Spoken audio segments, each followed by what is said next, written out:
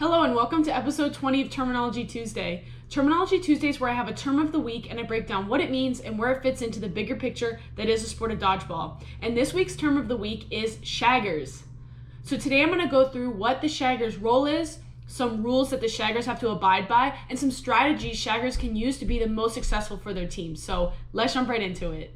So in most competitive dodgeball rule sets, there's a rule called hard lines. And hard lines basically means that live players cannot exit the court. So because of this rule, teams have shaggers, aka ball retrievers, and their literal job is to retrieve balls that exit the court.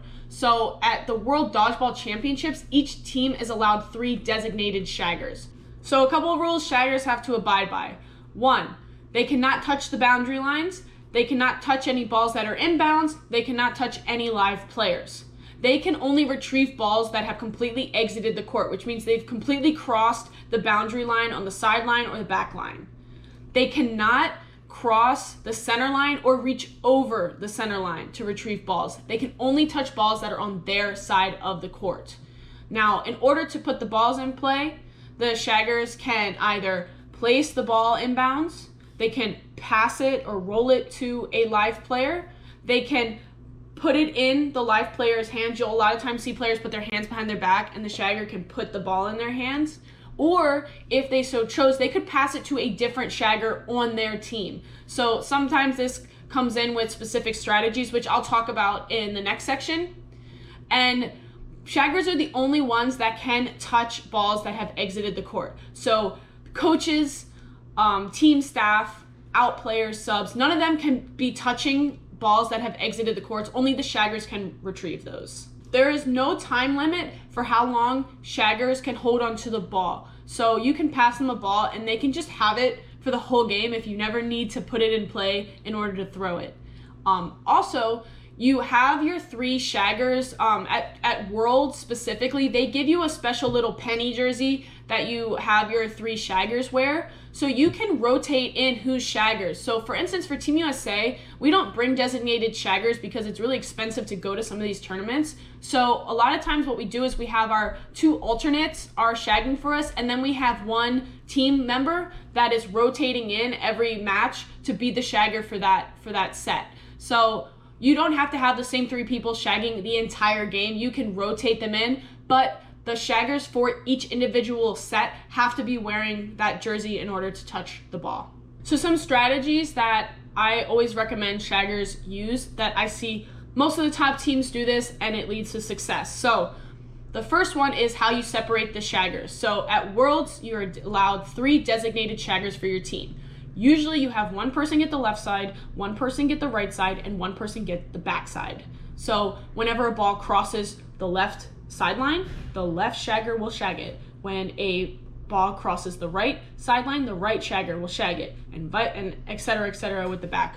Now, for instance, if a ball goes out the back side towards the left and the back side towards the right, if the back shagger goes towards that left ball first, then the right shagger would then help and support the back shagger by grabbing the one that rolled more to the right side, or vice versa. Like if a ball goes out the right side twice, the back shagger will support the right shagger.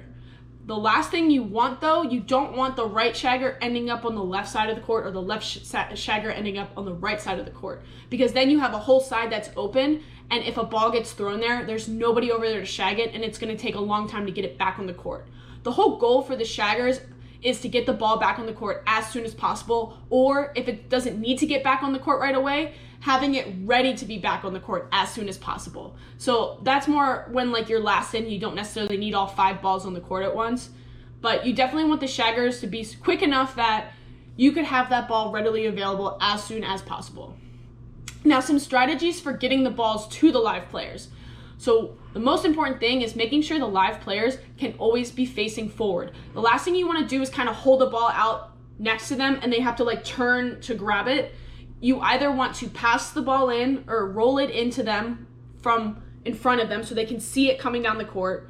Or another popular way is you see a lot of players will put their hands behind their back and hold them out, and the shagger will place the ball in their hands. So usually one of those 2 methods is the best. You don't want to be bouncing the ball into players. You don't want to make it more difficult for them to get possession of it. I personally prefer it rolled in because sometimes with a bounce, then you're like worrying about trying to get it, whereas the roll, you can just stop it from rolling and pick it up.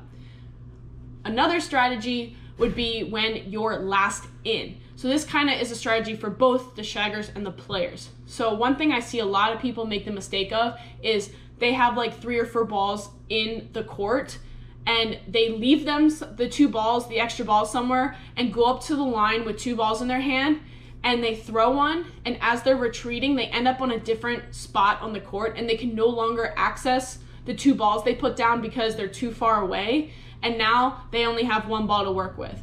Whereas if they would have passed the ball to their shaggers, they can go up to the line confident, throw their ball, and the shagger can roll it to them in the exact spot that they are at that time, and they don't have to worry about trying to get to that ball again.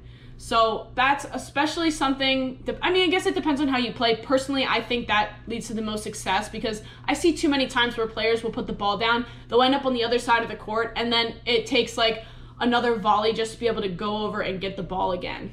And finally, an important strategy, and this is really more so for when you have like 2 or 1 players in, because any other time the shagger's gonna just be putting the ball in the court as fast as possible, is you want your back shagger to always pass the ball to the 2 shaggers in front, so the left or the right shagger.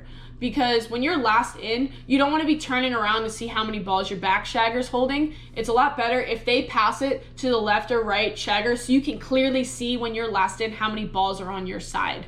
So I see it sometimes with newer teams, the back shagger's just kind of holding on the balls, ready to like hand them to you, when actually you don't even realize that the back shagger has balls, so you think you have less balls than you actually have.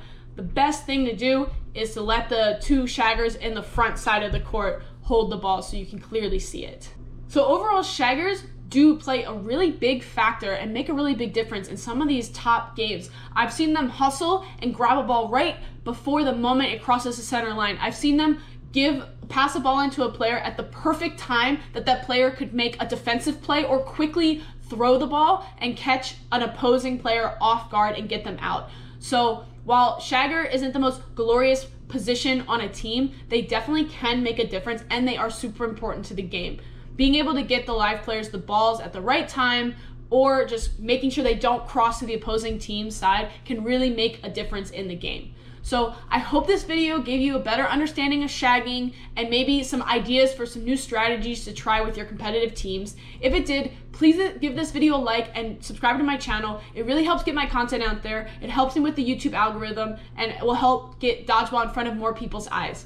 And drop a comment with any other Terminology Tuesday topics you'd like me to cover, and I'll see you guys at the next one.